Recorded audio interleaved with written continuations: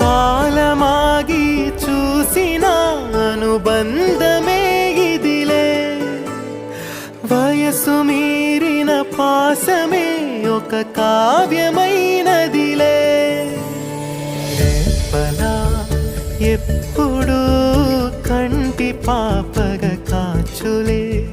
రేపునా మాపునా చంటి పాపగ చూచులే